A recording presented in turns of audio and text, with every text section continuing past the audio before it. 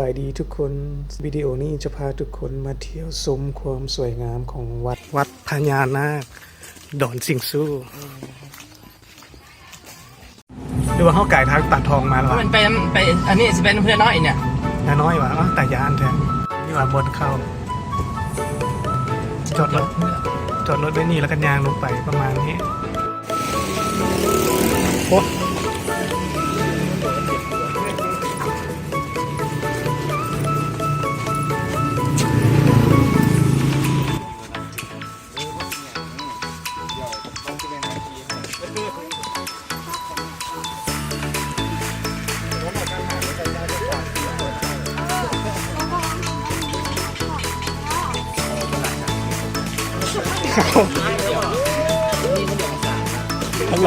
ข้างหลังก็ท่วงแบบพอว่า3-4 คนเลย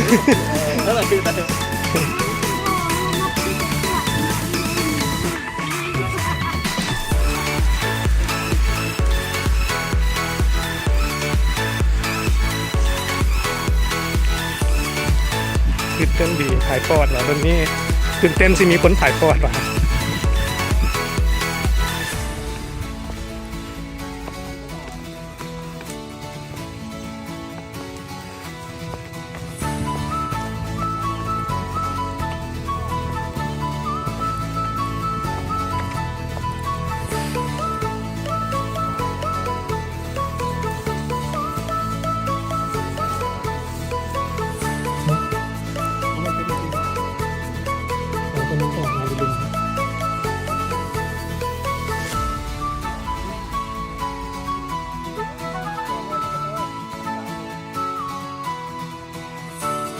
ตั้งเสือ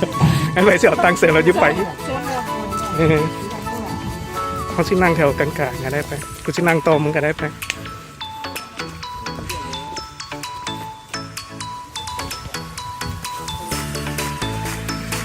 แม่นส่งเที่ยว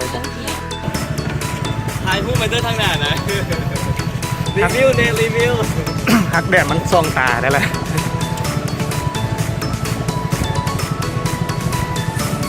เห็นเมิดบอเรื่องตาที่ว่าบอกตัวเองเนี่ยตีไปคุณหาที่มันใกล้ที่สุดแม่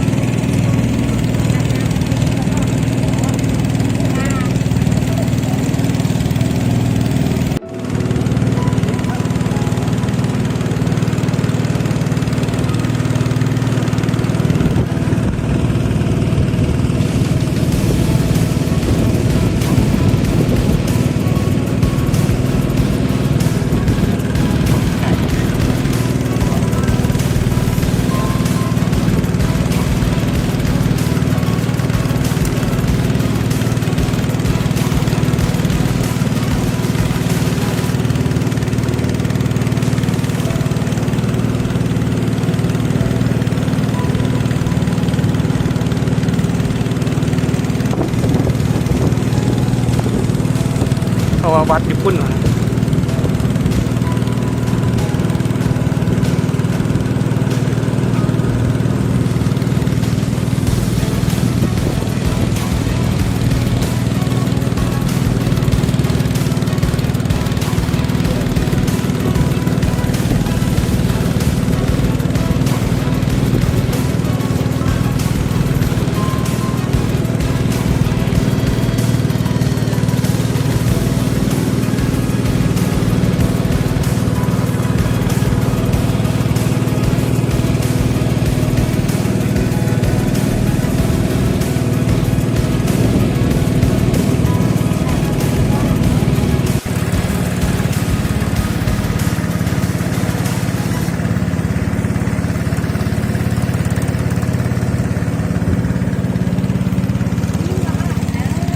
โอ้เดี๋ยวทางเข้าวัด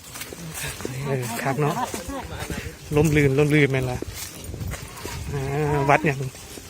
อันนี้เป็นวัดอยู่ดอนสิงสู้ดอนสิงสู้ป่ะซื้อวัดกันนะใช่ไหมมาอันนี้นะไอ้ทอดเป็นปุ๊บมาให้ก่อน หมักเมื่อ ทางเข้าวัด ง่ายพูดพูดนะง่าย ข้ามเรือมาใช้เวลาประมาณ10 นาทีครับประมาณนั้นแหละ10 นาทีลมลื่นดีเนาะงานกับบกไก่ บุญเลย เดี๋ยวมาฮอนมาถึงเลย มาถึง เข้าแน่ เล็กคอร์ดครับ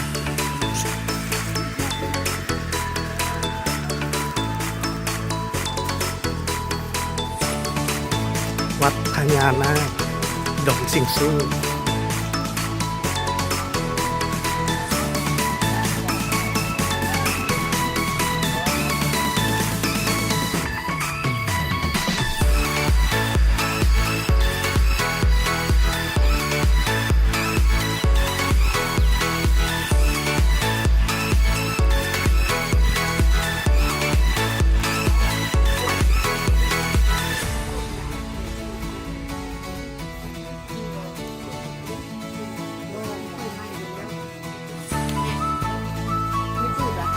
จะสูตรใหม่นะ